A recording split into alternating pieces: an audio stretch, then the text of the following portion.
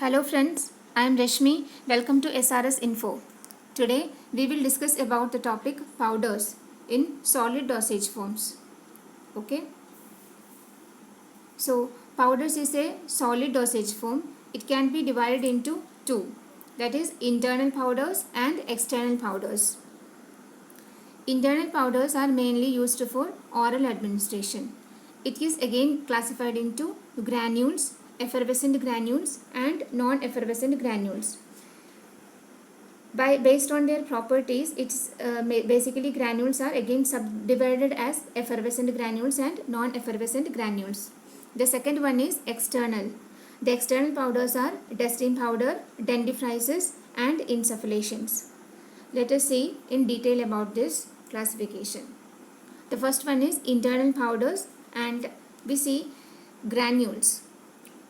What are granules? Granules are the solid dosage form of medicament in which the powdered drug or drugs, that is one drug or multiple drugs, are mixed with sweetening, flavoring and coloring agents.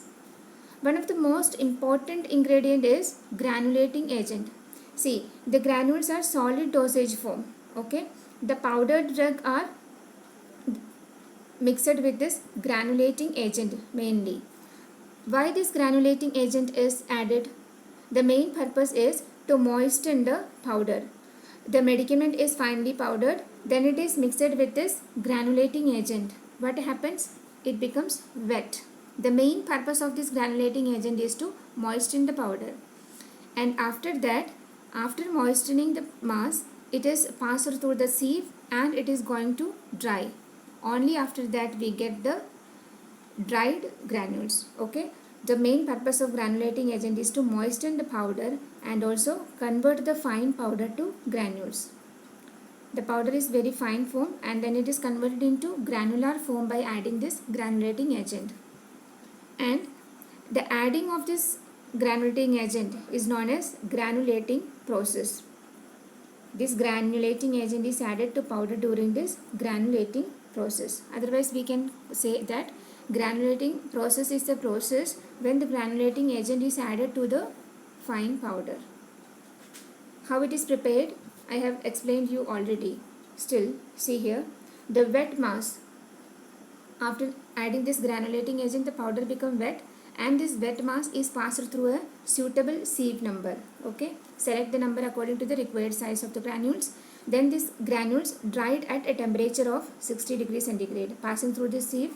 Then it is undergoing drying process at a temperature of 60 degree centigrade.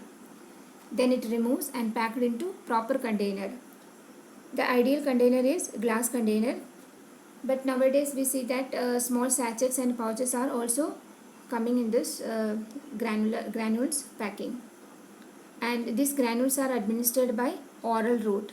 Take the granules and add some sufficient water, freshly boiled and cooled water. Okay, not so much of freezed water and not so much of boiled.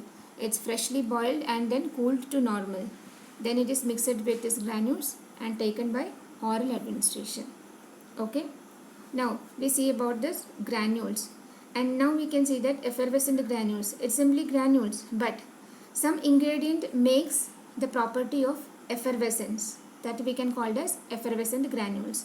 What are the main ingredient which makes this effervescent property? These are citric acid, tartaric acid and sodium bicarbonate. Okay, these three main ingredients gives this property of effervescence to these granules. That is why it is called as effervescent granules. Other than the medicament, these ingredients are added. Medicament is already there, and then these three important ingredients are also added. Sweetening, coloring, flavoring agents are also there. Now, what is this acids do with this granules? See, when this granules prepared with this acid and these granules are added to water, then this acid react with water. Okay, what happens? It liberates carbon dioxide, and this carbon dioxide gives the effervescent property of these granules. So that while effervescing, immediately after the effervescence or while effervescing, you can take this powder you can take this granules. Why? Because it is mainly used as antacid. While effervescing, the carbon dioxide is released, and this carbon dioxide works as an antacid. So the effervescent granules must be taken while effervescing or just immediately after the effervescence. Okay, hope that you got it, the mechanism of action.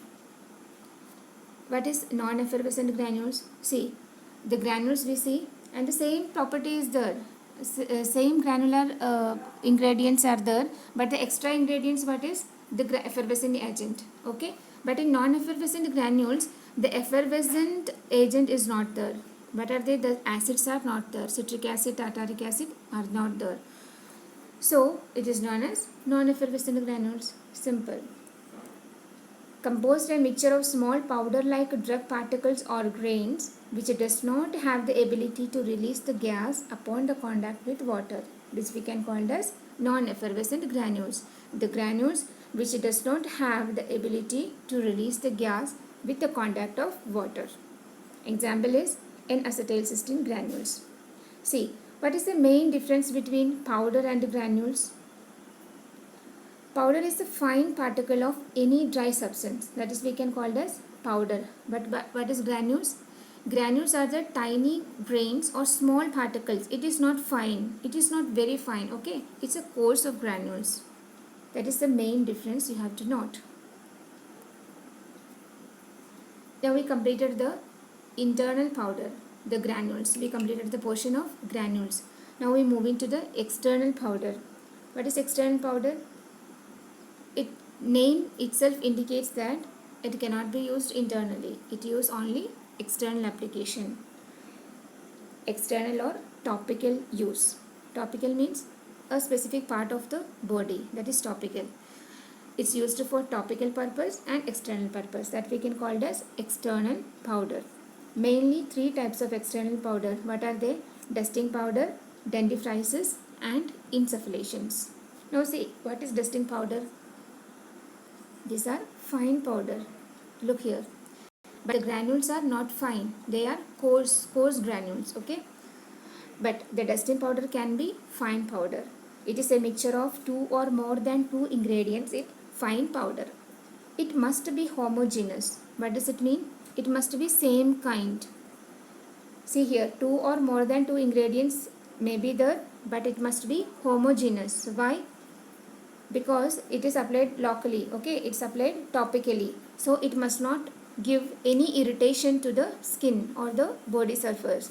So it must be homogeneous so that it will be give a effervescence and minimize the local irritation. Effervescence means it gives a cooling effect when we apply to the local part of our body. In a very fine state subdivision to enhance the effervescence and minimize the local irritation, so that it must be homogeneous. Same kind of ingredient, same kind of powdered drug can be used, and it is passed through sieve number 120. Why? Sieve number 120 gives the fine state of powder, so that for making the dusting powder the number of sieve is used as 120, sieve number 120. And this dusting powder is packed in sifted top containers or pressure aerosol. What is sifted top? Sifted top container is a mixture of fiber, aluminium and plastic. It's a combination of this fiber, aluminium and plastic layer, and this is called used as a container. The top is made with this sifter. Sifter is fiber, aluminium and plastic. Otherwise it is enclosed in pressure aerosols. Why? It's a very fine powder. Dusting powder is very fine, so that it can be compressed and used as a pressure aerosols. And how it must be applied? It should be applied with a powder puff, soft brush or sterile gauze pad. It can be applied locally on the topical surface. So it must be used with powder puff, soft brush or sterile gauze pad. But the most important thing to notice is that it should not be applied to open wounds or raw surface. It must not be applied to open wounds and raw surface. What is raw surface? See, suppose this is a skin, but there are some breaks of the cells of this skin, tissues of the skin. The breaking of the tissues of the skin is known as raw surface. So the dusting powder should not be applied to open wounds and raw surface. It's very important to notice this point. And what are the main uses of this dusting powder?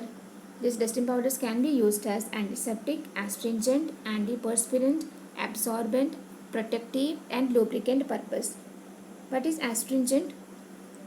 Astringent is the ingredient which is mainly causing the contraction of our skin cells. Why this astringent is used? Suppose this is the skin, there is a bleeding of the skin, then we applied this astringent, the cells of the skins will be contracted and it control the bleeding. It reduce the bleeding from the mucous abrasions. That is the purpose of astringent. So dusting powder can be used as antiseptic, astringent, antiperspirant, absorbent. All these are the main uses of this dusting powder, and one example is written here as zinc and salicylic acid dusting powder. Okay, thoroughly read and study this uses of dusting powder. It is very important. The next external powder is dentifrices. The term itself indicates that dentifrices means it is related to teeth. Okay, dental, teeth. Simple. These are the preparation generally used with the help of toothbrush for cleaning the surface of teeth. The preparations which are used to clean the surface of the teeth is known as dentifrices. The powder form of dentifrices, that is why it is written as here as dentifrices. But you may everyone aware that there is toothpaste is also there. Okay, so toothpaste are also coming under this dentifrices. But now we are discussing the powder form of dosage form. That is why I have written here this dentifrices, that is the powdered drug which is used to clean the teeth, is also coming under dentifrices. Generally the paste and powders both are coming under dentifrices, but now specifically it is written here because we are discussing about the powdered form of dentifrices. Okay, next is insufflations. What is insufflations? You know, if anybody asks that, define insufflation, the process. Define the process of insufflation. What is it? Insufflation is the act of blowing something such as gas, powder or vapor into a body cavity. This process is known as insufflation. Okay, and those drugs which are used for this insufflation we can call it as insufflations. The finely divided powders meant for introduction to the body cavities. You know, the coarse granules or any other dusting powders etc., if we apply to the body cavities, the medicaments cannot reach into that body cavities. Okay, in that cases the finely divided powders in the form of insufflations which are applied into this body cavities like ears, nose, tooth sockets, vagina. These are some of our cavities of our body, and to apply the medicaments into these cavities we are using insufflations. We are using the drug form of powdered form of insufflations, and through which this insufflation is applied is known as insufflator. Okay, applied with the help of insufflator. I hope that you cleared about these terms: insufflation, insufflations and insufflator. Okay, now we completed the category of the topic of powders. Hope that you clearly understood about this topic and revise thoroughly. You will get cleared more and you will get more idea. If you have any doubt, you please feel free to ask in the comment box. From the next class we will start a very important topic, that is tablets. Okay, thank you for your support. Please like, share and subscribe if you like our initiative. Thank you.